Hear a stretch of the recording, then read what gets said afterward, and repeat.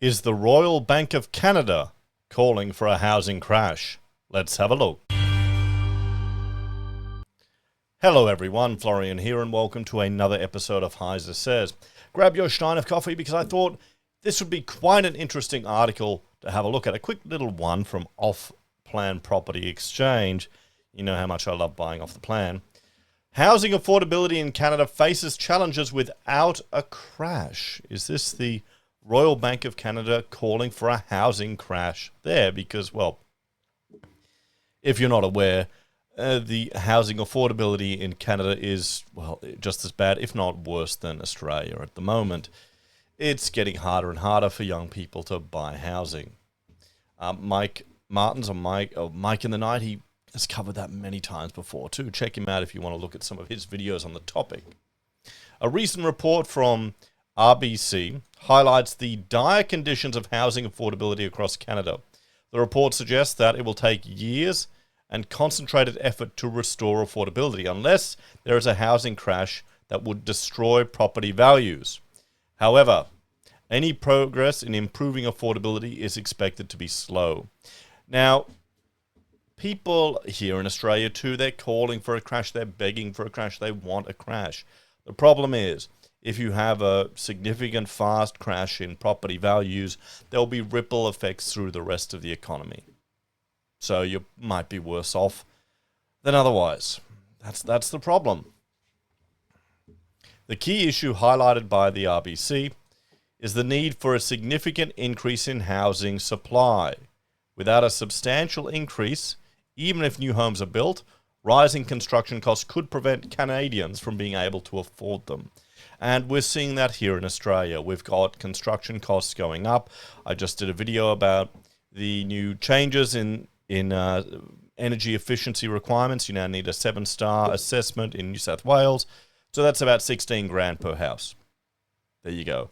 That $16,000 you will probably have to borrow at the beginning of purchasing your house that you'll be paying interest on for 30 years. New Zealand has been effective in increasing their supply at the council level, densifying. You need to increase the density.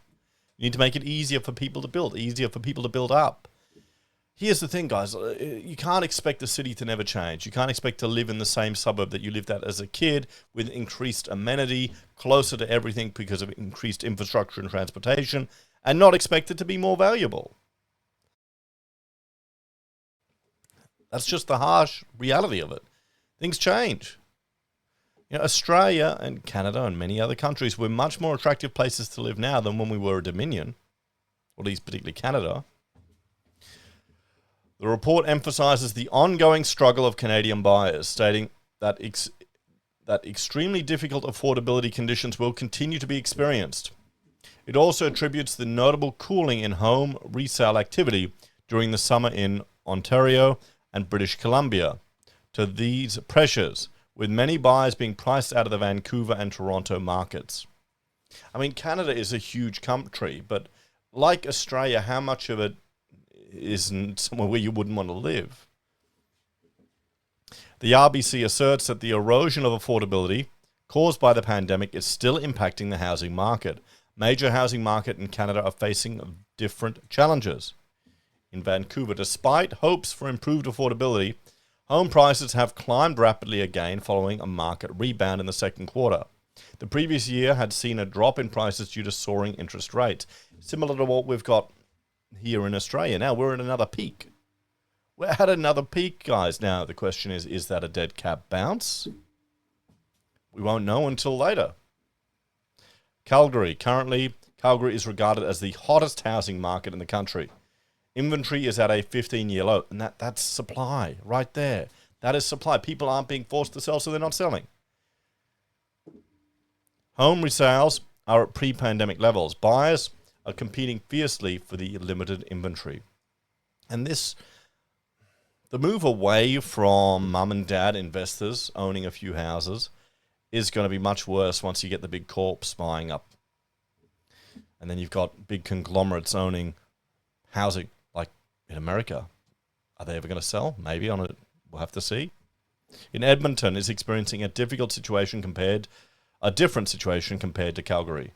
Ample inventory has resulted in a calming effect on price negotiations. Well, isn't that what you want? In Toronto, RBC states that Toronto is more similar to the situation in British Columbia than Alberta. There is no perceivable relief in Toronto, and owning a home remains out of reach for many individuals. Well, housing is not for individuals, it's for families, it's for households. I think we're just going to go back to, it's going to be multi-generational living in the same house. While interest rates sparked resale activity in spring, the RBA predicts a more subdued tone in the coming months. In conclusion, addressing the challenges to housing affordability in Canada requires a significant increase in housing supply. Without it, affordability will remain a major issue for buyers across the country. Well, let's have a chat about this one, guys. Now, I'm going to hazard a guess because there will be some cultural similarities between Australia and Canada, that there might be a little bit of a NIMBY problem over there as well. Let me know in the comments if you've got experience with that. Here in Australia, it's the not in my backyard crowd, stopping development, stopping densification, wanting everything to remain the same, including prices.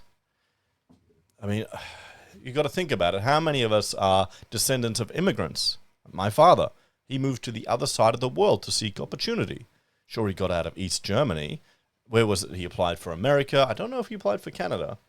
Argentina, like all Germans too, and Australia and South Africa. Australia's the first one that took him. He learned English on the way here. That's what people have done in the past. They've traveled, they've changed cities, they've changed countries, they've looked for opportunity. So things are changing. I can't imagine supply is dramatically going to increase in Canada anytime soon. It's not going to happen here in Australia. We've even got our own government trying to push for it. It's a challenging situation. Anyway, guys, let me know your thoughts and opinions on this one. What do you reckon? Thanks for watching. Check out HiZabim or HiZadoes if you want to see other content I create. And if you're a fan and want to support the channel, you can on YouTube or Patreon. Use our referral links via Pocket Squares or call me if you need an architect. Take care. Have a great day. I'll see you next time. Bye for now.